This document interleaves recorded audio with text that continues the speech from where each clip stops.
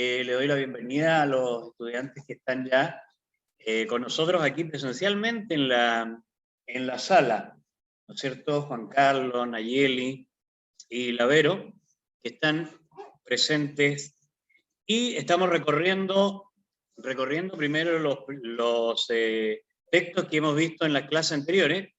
Por ejemplo, el primero que vimos fue la definición del problema. Que le vaya bien, profesor. Profesor Rodrigo de Ciencia. Definición del problema era el primer texto de comprensión lectora que vimos en la primera clase que tuvimos. Ese era un texto un poquito complejo y en realidad era bastante extenso también, bastante extenso, y tuvimos que comenzar con todo lo que era la lectura, ¿no es cierto? Y también el desarrollo de cada una de las respuestas. Ese fue el primer texto que vimos hace ya como 3 o 4 semanas atrás. Armando también se incorpora a lo que es nuestro trabajo en directo acá desde la sala del laboratorio del CIA en la preparación del PAES de lenguaje en esta oportunidad. Bueno, y posteriormente en la siguiente clase nos correspondió desde la pregunta 10 a la 19 la ficha educativa elaborada por el Museo Nacional de Historia Natural de Chile para sus visitantes. La guía educativa era la Macrauquenia, un animal prehistórico desaparecido hace muchísimos años, miles de años atrás, en realidad. Este era un texto bastante más sencillo, a pesar de que tenía, digamos, algunos aspectos también gráficos, fotográficos, pero era más sencillo que el anterior, que era muy árido y más complejo y era solamente lectura. Así que ahí nos fue bastante bien en esa oportunidad. Y después, la clase anterior, estuvimos trabajando con este texto, que era filosófico y sociológico también, psicológico. Hablaba de la filosofía de la ciencia, igual un texto un tanto árido, un tanto complejo, pero estaba bien estructurado. Y allí dimos a conocer en su momento las respuestas que eran las correctas. Ahí aparece una de las preguntas, ¿verdad? ¿Con qué finalidad se menciona a la Ilíada en el primer párrafo? Recordemos que la Ilíada fue una de las primeras obras literarias escritas por el ciego Homero hace también una gran cantidad de años en la historia de la humanidad. Y de esa manera, prácticamente me parece que esta era la última pregunta de la clase anterior. Y efectivamente, llegamos a nuestra clase de hoy con este texto de comprensión lectora que va desde la pregunta 27 a la pregunta 36. Y este no es un texto literario, sino que es un texto no literario, como dice ahí bien claramente su nombre, es un artículo de divulgación científica, publicado en la sección reportaje del periódico La Segunda, ¿ya? El año 2018. Y el título de este texto de comprensión lectora, como ustedes lo pueden ver allí claramente, es Los misterios de las ballenas, ¿cierto? Yo le comentaba a Verónica en la mañana de hoy que justamente hoy por la tarde íbamos a tener este tema, ¿cierto? Incluso Verónica me hacía algunos alcances en torno de esto, porque ella está muy interesada en el tema porque va a estudiar biología marina, que es una de las grandes opciones que tiene, ¿no? Entonces le interesa mucho el tema de las ballenas, ¿verdad?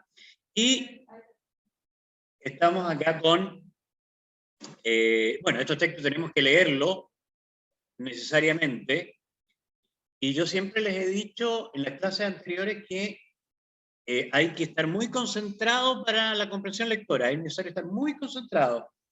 Si es posible, como ustedes van a tener el texto físico en su momento, subrayar las ideas principales y colocar a un costadito en la idea principal lo que más le llama la atención de cada párrafo. Recordemos también que los párrafos se separan por punto aparte, ¿ya? Cada párrafo se separa por punto aparte. No importa las líneas que tenga, tiene una línea y es punto aparte, inmediatamente es un párrafo, ¿ya? Cada párrafo se separa por punto aparte. Esto es muy importante porque en las preguntas a veces le preguntan ¿qué dice el párrafo tercero? Y usted tiene que contar los puntos aparte. Cada punto aparte separa el párrafo. Eso es muy esencial que lo recuerden. Bueno, como ustedes pueden ver, ahí tenemos un párrafo, hay punto aparte donde dice proliferación. El siguiente ya es el segundo párrafo. Vamos a leer minuciosamente y con bastante atención este texto. Los misterios de las ballenas. Los mares ocupan 3/4 partes del planeta y representan, miren ustedes, el 99% del volumen habitable de vida de la Tierra. Entre los cientos de miles de especies que navegan bajo la superficie del mar están los cetáceos, colosales mamíferos que descienden de animales terrestres, que volvieron al agua después de vivir millones de años en la superficie.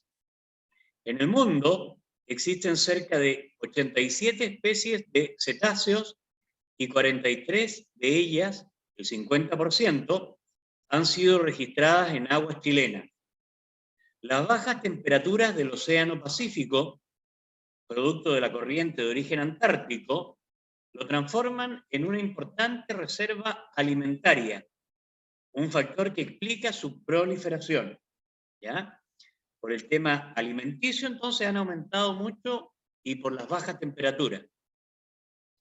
Específicamente, las ballenas están concentradas en la Reserva Nacional Pingüino de Humboldt, en Chañaral, y en las costas de la región de los lagos, Aysén, el archipiélago de Chiloé, Magallanes e incluso en la Antártica.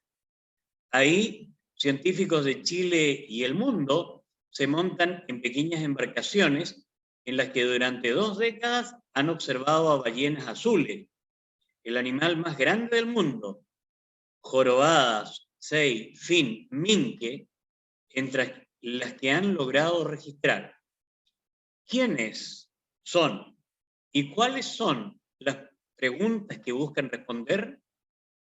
Vamos primero con la leyenda de las blancas, se refiere a las ballenas blancas. El biólogo del Instituto de la Patagonia y la Universidad de Magallanes, Jorge Gibbons, jamás imaginó que los cetáceos que veía en la costa de su casa en Punta Arenas, cuando era un niño, se convertirían en su objeto de estudio a comienzos de los 80. Dice, empecé observando los delfines de Chañaral junto a Juan Capella, después viajé a Colombia a ver su trabajo con las ballenas jorobadas. Volvimos a Chile para seguir buscándolas y desde entonces me sumergí completamente en este mundo, desde la biología y también desde la arqueología, cuenta. Si bien su foco estuvo compartido con Capella, su interés se ha ampliado a otras especies como la ballena blanca y minke, que llamaban especialmente la atención de los pueblos originarios del sur de Chile. Los cazadores terrestres tenían un conocimiento exquisito y detallado de lo que los biólogos a lo largo de décadas hemos ido encontrando en el presente, dice Gibbons.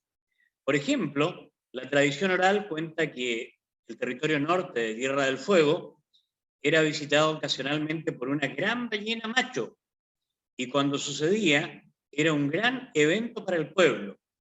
Con investigadores argentinos descubrimos que hay una especie de cachalote que varaba allí regularmente. Todos eran machos. Lo que parecía un mito era información precisa que viene de la observación, agrega. La evidencia arqueológica demuestra que los Selknam conocían a los cetáceos desde siempre. Jorge se emociona con la imagen de Tanu, una representación que este pueblo hacía de la ballena minke, utilizada en ritos y ceremonias sagradas, con líneas blancas sobre un fondo rojo, muy parecida a los surcos que tienen estos animales en la parte inferior de su boca.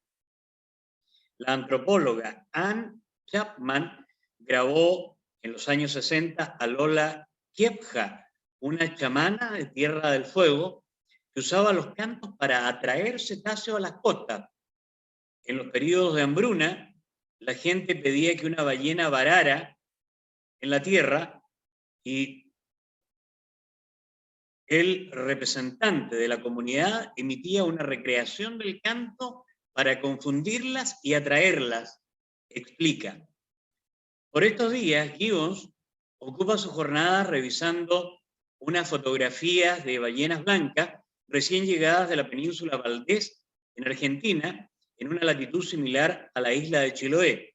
Lo interesante de esta investigación es que la población de estos cetáceos se extinguió en Chile debido a la caza. En Península Valdés se recuperó, pero en la costa Perú-Chile, si bien hay avistamientos, no tenemos un sitio de reproducción. Los pocos que se han visto vienen desde el Atlántico. Son seres fascinantes e intelectualmente complejos. Los más viejos son capaces de aprender nuevos cantos, que son realmente difíciles. Para ellos, la edad no es una limitante. Pueden mantener activas sus capacidades cognitivas, explica. Hablemos un poco de los misterios de los cantos de las ballenas. La británica Susanna Buchan supo cuando era una niña que quería estudiar a las ballenas.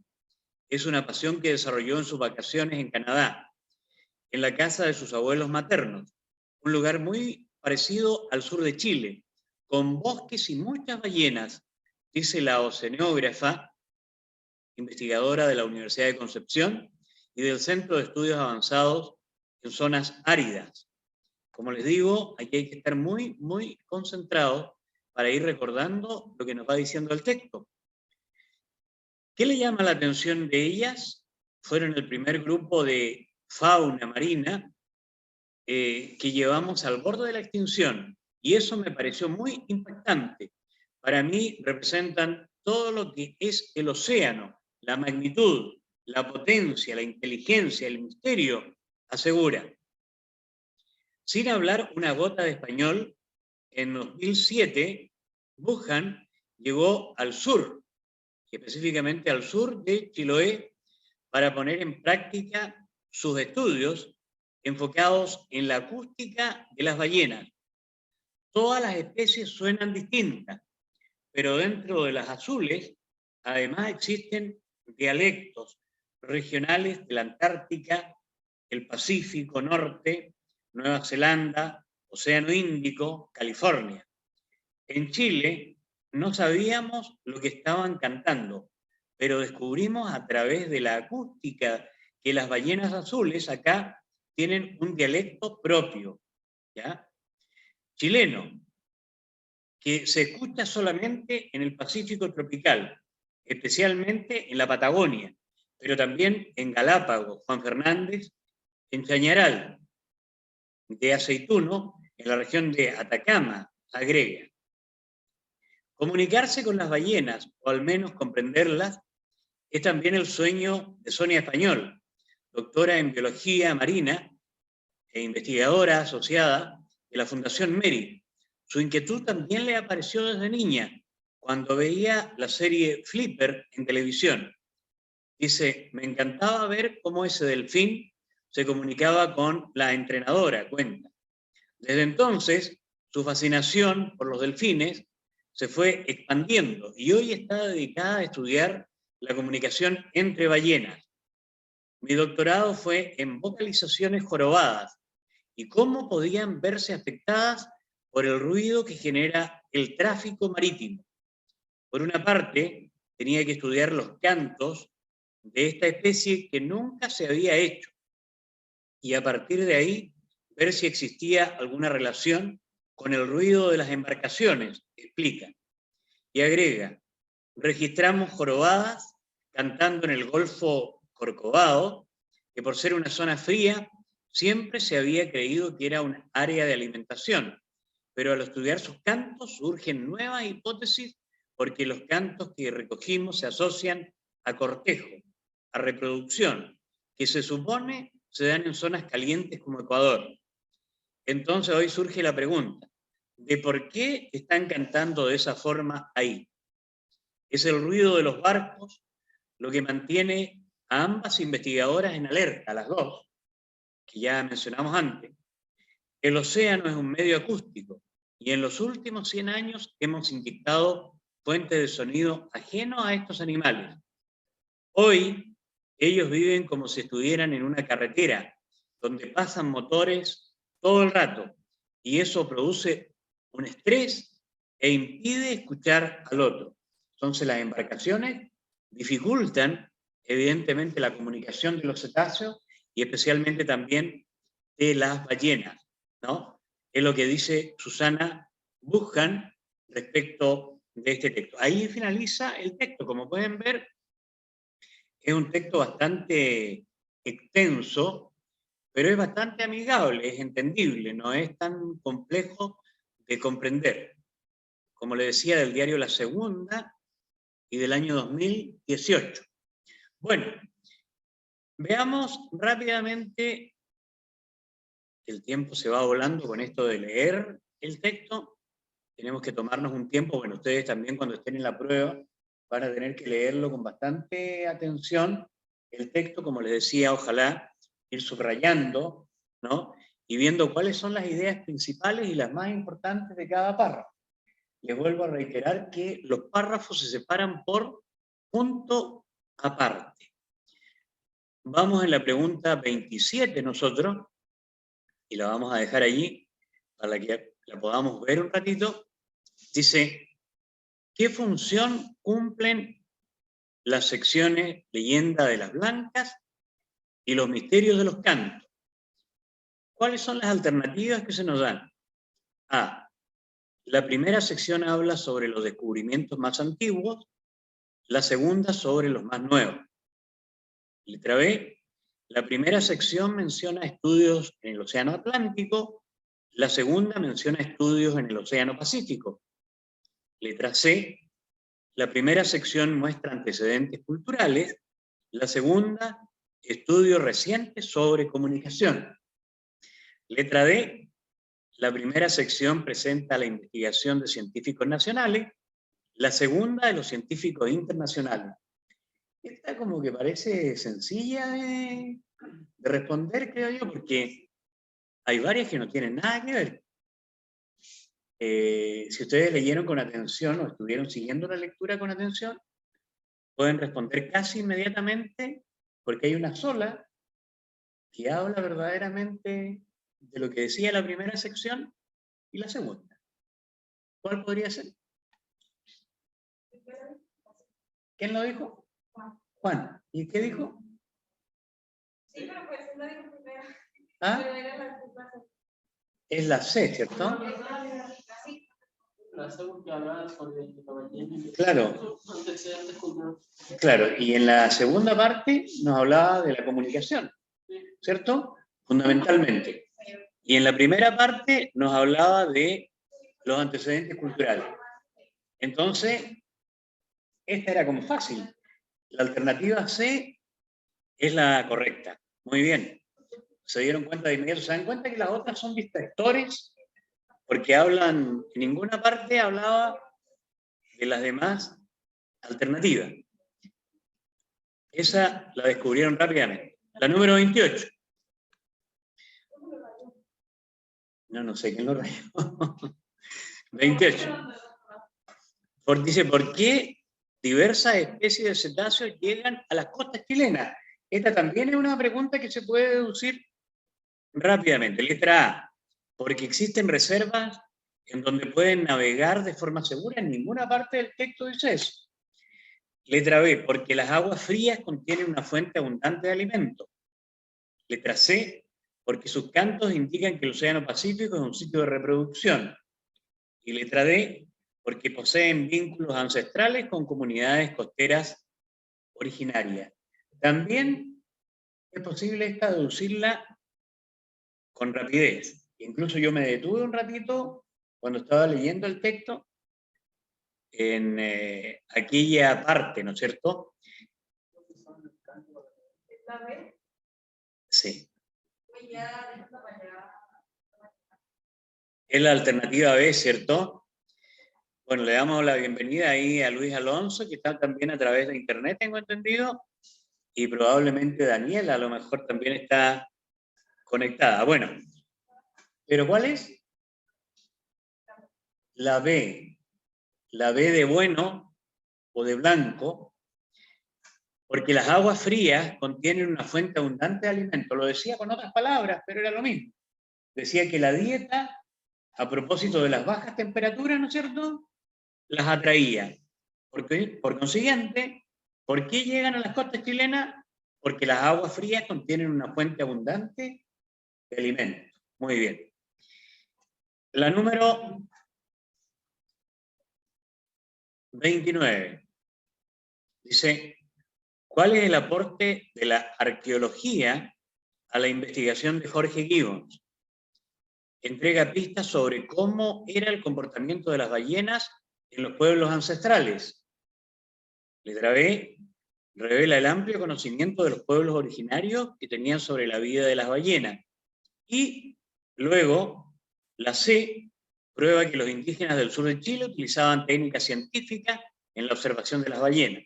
Esa la tenemos que descartar inmediatamente, porque dice que los indígenas utilizaban técnicas científicas, y de hecho la ciencia no estaba en los indígenas del sur de Chile. Letra D, evidencia que la mitología ancestral es una herramienta confiable en las investigaciones actuales. Tampoco dice eso, ¿verdad? Entonces, entre la A y la B está nuestra alternativa correcta. Y pareciera que, ¿por cuál se inclinan ustedes? ¿Eh? Es que los dos van a ser iguales, pero... Bueno, voy a ver esta vez. De pronto Estaban parecidas a esa, claro. Pero en realidad, se pregunta en el aporte de la arqueología, ¿no es cierto? El aporte de la arqueología, en realidad, era que revela un amplio conocimiento que los pueblos originarios tenían sobre la vida de las ballenas. Esto de la perspectiva arqueológica. Entonces, la alternativa B es la alternativa correcta. Incluso, esta es la número 29. Tendríamos que, por ejemplo, si vamos un ratito, a pesar de que nos vamos a demorar un poco, pero vamos a ir un poquito al texto para que ustedes vean. En el texto mismo, recuerden que quedamos en la 30, ¿bueno? ¿Eh? Ah, sí, enseguida. En la primera hoja, ¿no es cierto? Me pasé. Pero quiero que vean ustedes concretamente dónde estaba la respuesta a la número 29. Y estaba precisamente donde habla acerca de los cetáceos, ¿verdad? Y la evidencia arqueológica. Vamos a ver. Vamos a ver, nos vamos a demorar un poquito, pero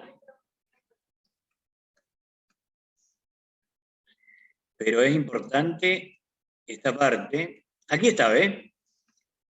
Dice, la evidencia arqueológica, ¿cierto? ¿Se dan cuenta? La evidencia arqueológica demuestra que los Selknam conocían a los cetáceos desde siempre, ¿ya? Demuestra que los Selknam conocían a los cetáceos desde siempre, es decir, ellos tenían conocimiento, un conocimiento amplio de las ballenas. ¿Se dan cuenta? Aparece con otras palabras, pero en el fondo es lo mismo. Quería que vayamos al párrafo, pero no lo vamos a hacer porque si no nos vamos a quedar mucho en cada pregunta y después... pero quería mostrarles dónde estaba la respuesta correcta. Vamos a ir al chat, como nos decía Nayeli, a ver qué es lo que nos están diciendo. Ah, bueno, estaban participando Luis Alonso con la letra B, después nos decía la A, ¿ya?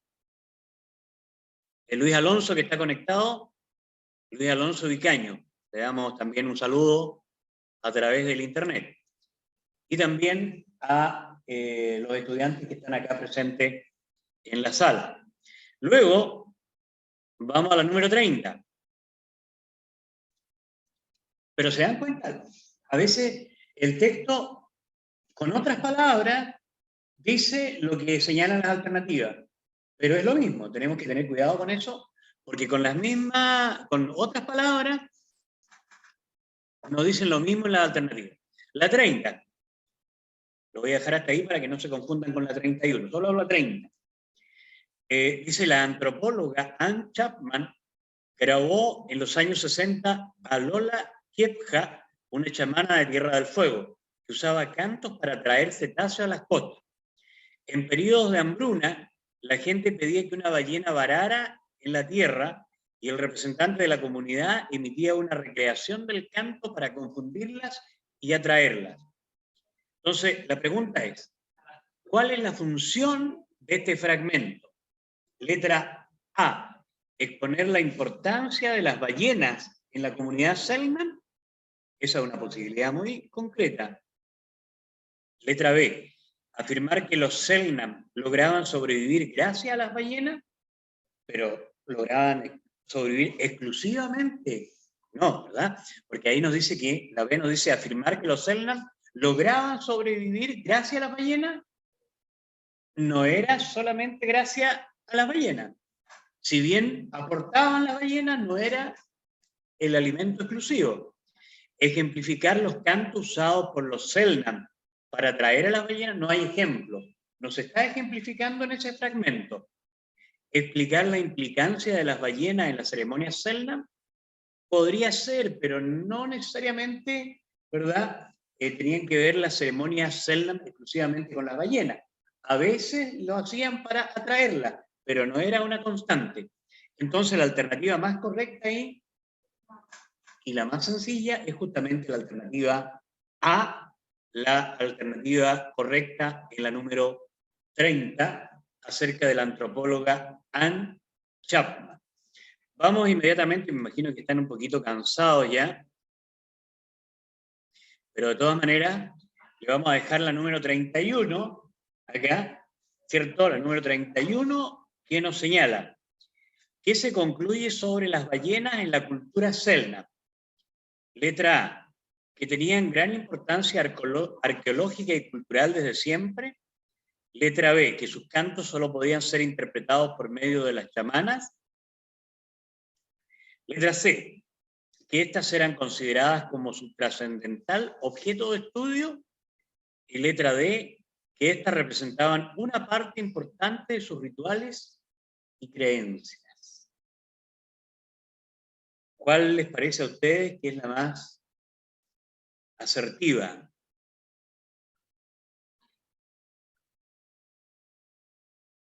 Está un poco compleja esta, pero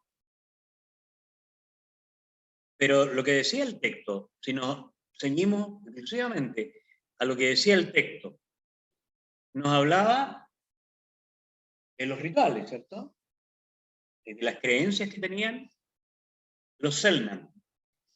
Entonces, desde esa perspectiva, ¿qué se concluye sobre las ballenas en la cultura Selknam? Difícil, ¿eh? Pero la alternativa más correcta, se la voy a decir porque tenemos que seguir, es la D de dedo, que éstas representan una parte importante de sus rituales y creencias, ¿ya? Esa es la más correcta de todas, porque lo que pasa es que ustedes van a tener en la prueba la posibilidad de volver atrás y releer el texto. Si nosotros lo hacemos constantemente con cada pregunta, se nos va a ir el tiempo muy rápido. Entonces, por eso no volvemos en cada pregunta, pero la número 30, ¿no es cierto? Que es la que estamos, 31 en este caso, 31. La número 31, yo tengo el texto aquí junto a mí. y yo voy anotando, ¿cierto? Más o menos en el sector donde se encuentran las respuestas. Y esta respuesta 31, que es la letra D, está como en el párrafo quinto, más o menos, donde habla de la antropóloga Anne Chapman, que grabó en los años 60 Lola Kiepka, ¿ya? Donde justamente dice este tema de los rituales y creencias. Si uno vuelve atrás, lo va a encontrar casi textual en el texto, ¿ya? Pero no podemos estar volviendo, les repito, porque si no, perderíamos mucho tiempo y ya se nos ha pasado demasiado rápido. La número 32. ¿Cuál de las siguientes características se manifiesta en el comportamiento de la ballena blanca? Letra A, su facultad para aprender nuevos y complejos cantos. Letra B, su habilidad para evitar la extinción migrando a Argentina. Detengámonos un ratito en esa letra B. En ninguna parte del texto se dice una cosa así, ¿cierto? En ninguna parte. Esa es un distractor total, es decir, ni habla de Argentina o habla muy poco, pero nos dice que la extinción se vaya a producir por ese tema. Letra C, su destreza para encontrar lugares de reproducción seguro. Tampoco. Su capacidad para aumentar su inteligencia durante eso tampoco lo dice. La alternativa D, fíjense usted, ¿cuál de las siguientes características se manifiesta en el comportamiento de la ballena blanca? ¿Su capacidad para aumentar su inteligencia durante la vejez? No. Entonces, entre la A y la C estaría la número 32. La número 32. ¿Por cuál se inclinan? Por la A. Muy bien. Muy bien. Luis Alonso participa ahí. Es la A. Su facultad para aprender nuevos y complejos cantos, porque nos habla de los cantos, ¿verdad? Y de cómo aprendían rápidamente, a pesar de que fueran mayores los ejemplares. ¿Ya? Ah, le colocó una A, exactamente. Muy bien. Luis Vicaño lo coloca grande, por eso es que yo no entendía el dibujo, ahora sí. Ahora sí que me ayudó la Nayeli, entendí cuál era su idea. Muy bien. La 33. 33.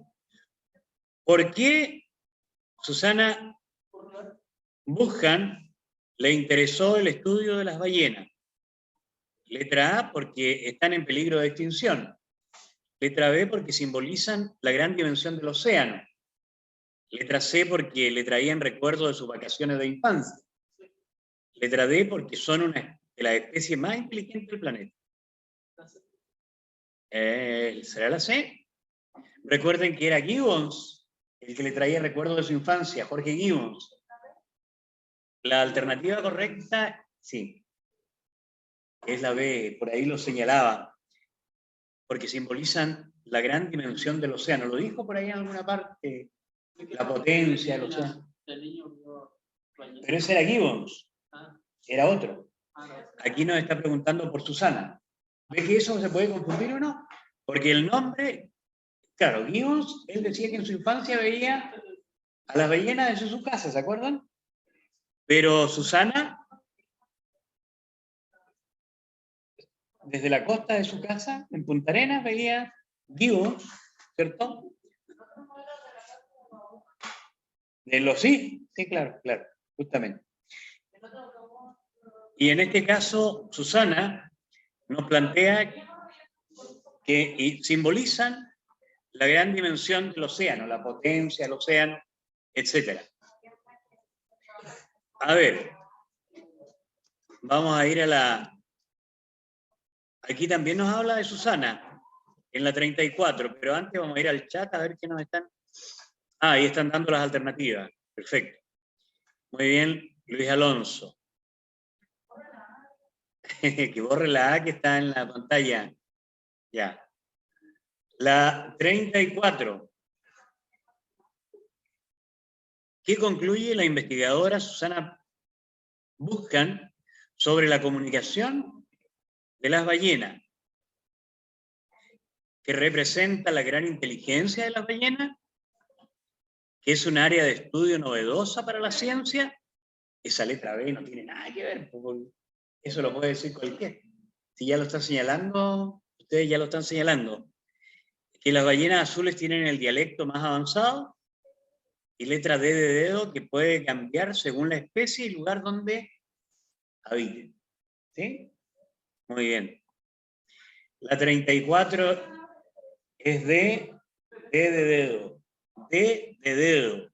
Muy bien. Vamos a ver rápidamente. Bueno, aquí afortunadamente nos quedan creo que 2 preguntitas nomás. La D ahí coloca Luis Alonso. ¿Ya? Ahí sí puedes ir borrando, Luis Alonso, para que no nos quede en la pantalla acá las letras tan grandes. Ya. 35. ¿Qué tienen en común las investigaciones de Susana Buchan y Sonia Español? Recordemos que ambas son mencionadas en el texto, ¿verdad? ¿Cuáles son las alternativas que nos proponen? Ambas se enfocan únicamente en el estudio de la acústica de las ballenas. ¿Será esa? Ambas analizan la comunicación de las ballenas de zonas tropicales. No es exclusivo de zonas tropicales, ¿verdad? Letra C. Ambas estudian la relación entre la conducta y el canto de las ballenas. Ambas se centran en comprender los distintos dialectos de las ballenas. 35, estamos en la 35. Ahí está un poquito más compleja, ¿verdad? Estoy entre la A. Claro. Entre la A y la C, ¿cierto? Muy bien. Entre la A y la C, la número 35. Vamos a ver si la podemos tener a mano. Si la tenemos a mano, está en uno de los párrafos de manera textual, pero en uno de los párrafos antes de llegar a la leyenda de las blancas y los misterios de los cantos. Está como en el penúltimo párrafo. Si uno vuelve para atrás, la respuesta está en el penúltimo párrafo, en la número 35. En la 35 la alternativa correcta no es la A, aunque parezca, es la C. Ambas estudian la relación entre la conducta y el canto de las ballenas. Si retroceden ustedes y buscan el párrafo, el penúltimo párrafo, van a darse cuenta que es la alternativa C, la alternativa correcta. Y me parece que la última que tenemos es, en este texto, en la 36, y nos pregunta por el último párrafo. El último párrafo, es decir, antes, o más bien después, del último punto aparte. Después del último punto aparte, ese es el último párrafo. Y ya dijimos que los párrafos se separan en punto aparte. Y acá nos demuestra que hay algunas preguntas que hacen alusión a los párrafos. ¿Cuál es el propósito del último párrafo en la número 36? Descubrir las fuentes de ruido en el océano durante el último siglo. Demostrar que las embarcaciones provocan contaminación acústica, muy general. C. Afirmar que las afirmaciones circulan sin conciencia sobre las ballenas. Las embarcaciones circulan sin conciencia sobre la ballena. Y letra D. Exponer más bien el daño que produce el ruido de las embarcaciones. ¿Les parece que el último párrafo tenga que ver con eso? ¿Sí? La 36. Claro. De hecho, están en las últimas 3 líneas esa respuesta. En las últimas 3 líneas del párrafo. Vamos a las últimas 3 líneas. A ver, como ahora ya, esa como es casi la última pregunta, entonces podemos volver al último párrafo. Al último párrafo del texto. Y el último párrafo del texto, miren ustedes, por favor. Las últimas 3 líneas, o 4 líneas. Es el ruido de los barcos lo que mantiene a ambas investigadoras en alerta. El océano es un medio acústico y en los últimos 100 años hemos inyectado fuentes de sonido ajeno a estos animales. Hoy ellos viven como si estuvieran en una carretera donde pasan motores todo el rato. Y eso produce un estrés e impide escuchar al otro. Es decir, cuando nos habla de estrés, ya nos está hablando de que les produce ¿qué? Daño. Y la 36 nos decía, ¿cuál es el propósito del último párrafo? Exponer el daño que produce el ruido de las embarcaciones. Estrés, dice en el texto. En la alternativa dice daño, pero cuando uno está estresado se está dañando, claro. Se está produciendo un daño que a veces uno no se percata. Es decir, a ver, el chat, ahí está señalando Luis Alonso sus alternativas. Esa era la número 36.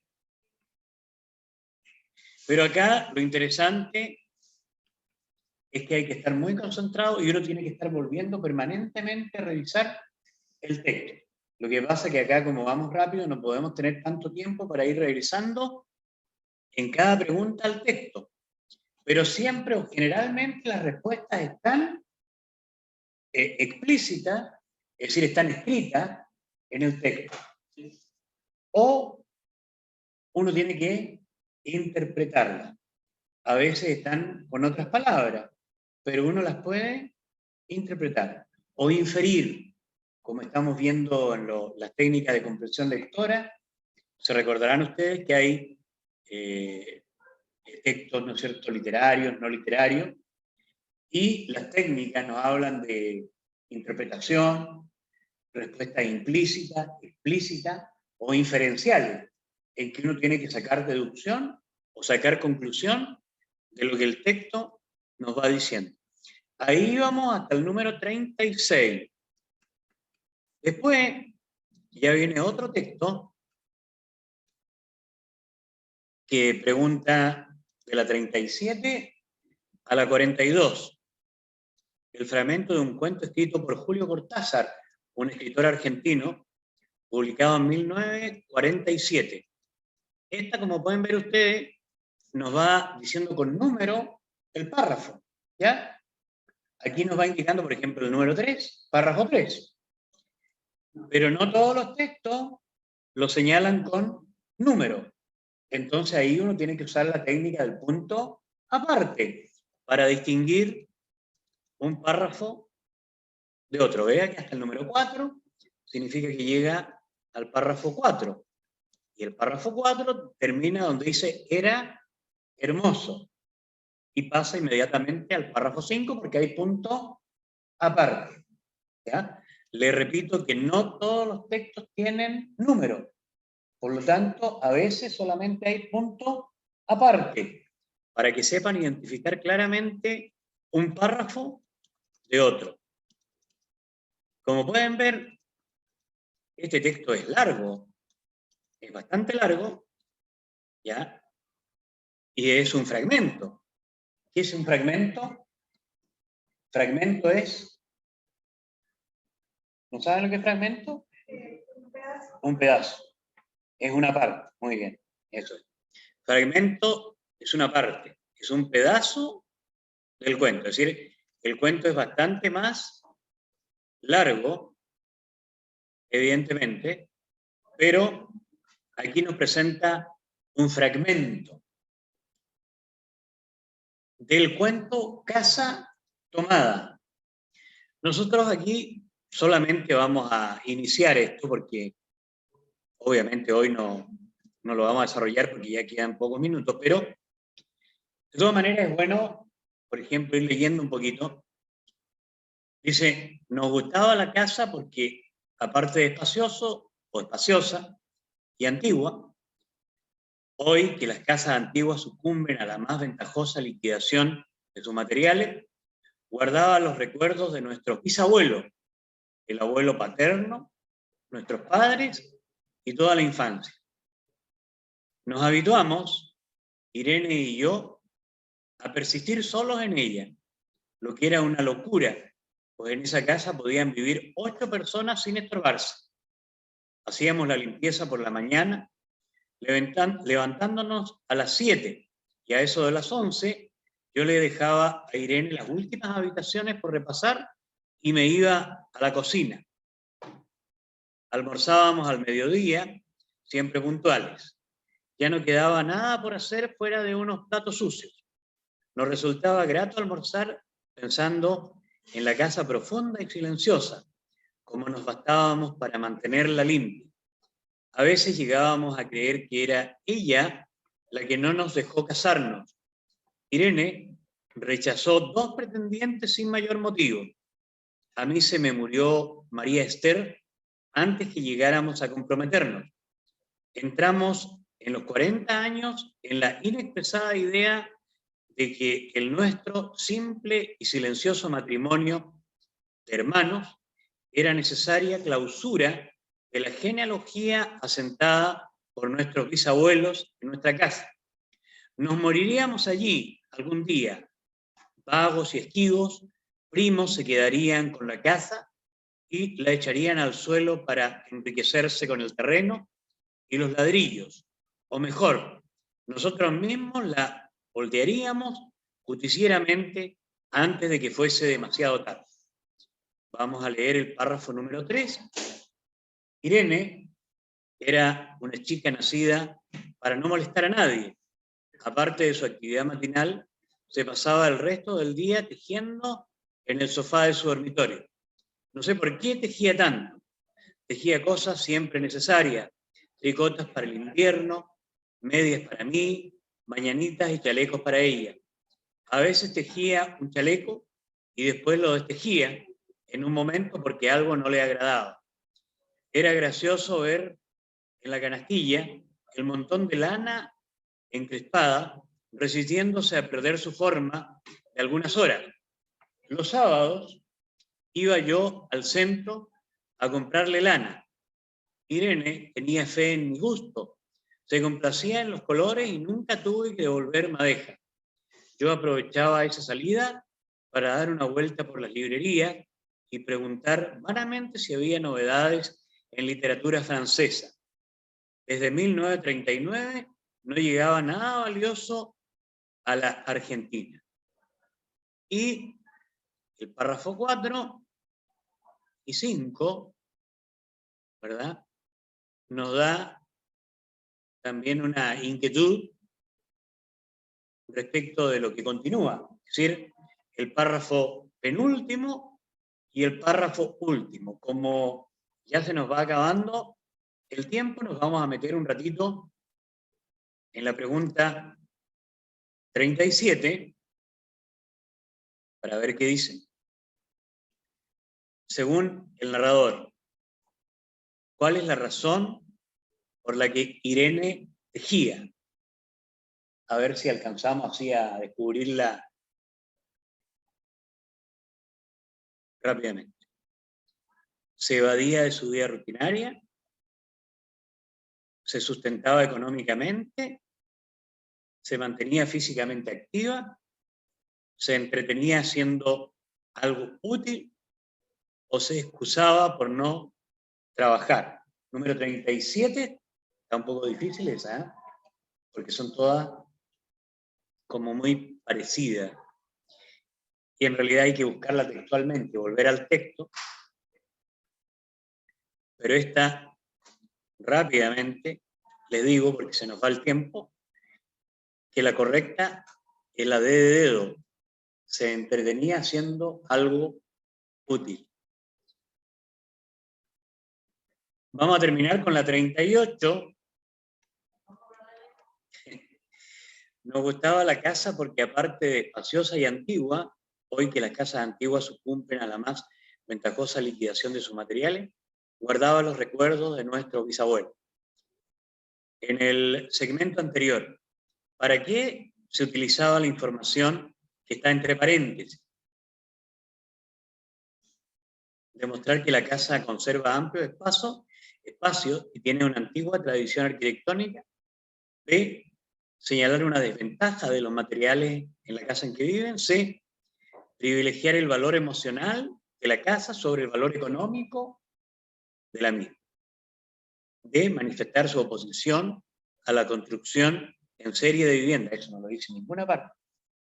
E, persuadir acerca de la importancia del valor histórico de la vivienda de los dos hermanos. La 38. A simple vista, ¿cuál pareciera la más correcta? Ya que nos quedan menos de 3 minutos, les digo rápidamente que la alternativa correcta acá es la alternativa C. Es decir, privilegiar, darle importancia más al valor emocional de la casa sobre el valor económico de la misma. Para eso tendríamos, reitero, que volver al texto, cosa que hay que hacer en la prueba. Hay que estar volviendo permanentemente, ¿verdad?, para poder rescatar cuál es la pregunta o la respuesta más correcta. Pero este texto lo vamos a ver en forma más detenida, evidentemente ya en una clase próxima, donde esperamos utilizar la pizarra para no estarles hablando y tener más tiempo también de poder aclararle con mayor detención las respuestas correctas. Bueno, les agradezco yo su atención a ustedes y su asistencia también, y los felicito porque tienen la capacidad de estar acá durante 2 horas prácticamente, escuchando y poniendo atención, primero a ciencia y ahora a lenguaje, y también me parece que algunos lo hicieron el día martes con matemática e historia, así que los felicito porque eso demuestra un interés y también el deseo de superación. Así es que les agradezco mucho y recordemos que quedamos más o menos en la pregunta 37, 38 para poderla retomar la próxima semana, ¿ya? Les deseo que les vaya bien, les agradezco de nuevo y seguiremos viéndonos y revisando con más detención los textos. Muchas gracias, chicos, chicas, que les vaya muy bien y nos encontramos en la próxima sesión. Muy amable a Luis Alonso, que estaba a través de internet, y a alguien más que estaba conectado, y que les vaya muy bien en su clase. Muchas gracias, chicos, que les vaya muy bien, y nos vemos en la clase próxima. Gracias, chao, hasta pronto. Muchas gracias. Ya, gracias a todos. Rodolfo, que está en los mandos técnicos, y justo a las 6 de la tarde entonces nos desconectamos. Gracias, hasta la próxima.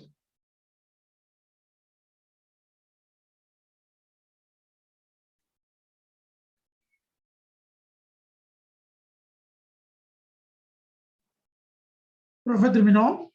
Sí, estamos listos. Gracias, Ya, Rodolfo. Rafa, gracias.